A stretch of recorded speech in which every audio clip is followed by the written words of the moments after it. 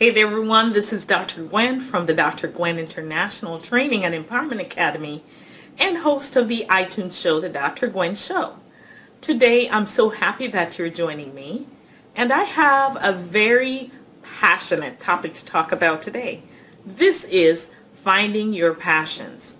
Now I know I've talked a lot about passions, and I haven't really talked about how do you sort between 1, 2, 3, 4 different passions. It's possible that you may have many passions, and if you do, how do you really sort between them? Well, the first thing you have to do is to be able to tap in to your awareness. You must be completely aware of what is going on inside of you. If you are not aware of your feelings and all of your inner workings, it's going to be very challenging to find your passions. Now, what do I mean about feelings? Because feelings can come and go. Well, the kind of feelings that I'm talking about is not the feeling that comes and goes with emotions or situations.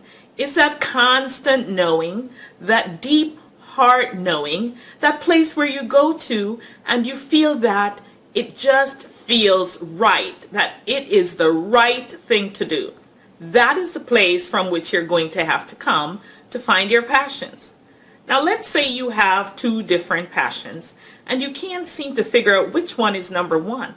Well, your heart is going to speak to one of them much louder than the other, but your thoughts will get in the way. And if you get into the situation where you're going to reason that if I do one, then this and then that, then you're going to really mess up your situation. What you want to do is to stay out of your head and stay in your heart. You really want to come from that feeling place so that you know when you have experienced that feeling that it feels just right. It is your gut sense. Now, if you have 2 different passions, or 3 or 4, there are a few questions that you can ask to clarify this. Now, you must not do these questions on your own. They're quite challenging because people tend to get in their heads and not in their hearts.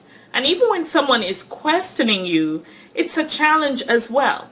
So the first question you want to ask yourself is, which feels better?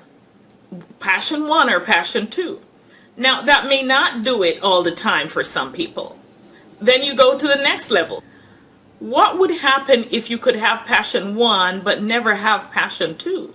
And what would happen if you have passion 2 and never have passion 1? You really have to stay there. There's a third level of question which really helps you to clarify things.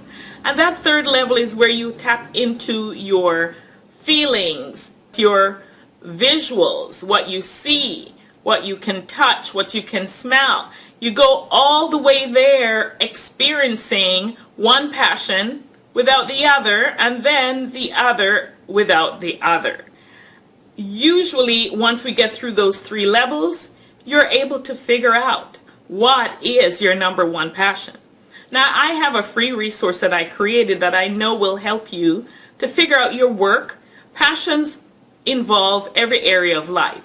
This one is work, and it's a free guide. If you head over to passionstoearnings.com, there is a free guide that I created for you with exercises that will help you to work through some stuff. Now, the 3 questions I gave you are not in the guide, but once you work through the exercises, find those questions and have someone ask you those questions, and you will arrive at finding what your top passion is. Now, if you have any other questions, feel free to email me at info@thedrgwen.com. However, I do hope that these tips help you a lot, and I thank you so much for joining me. This is Dr. Gwen, transforming lives to live purposefully and passionately.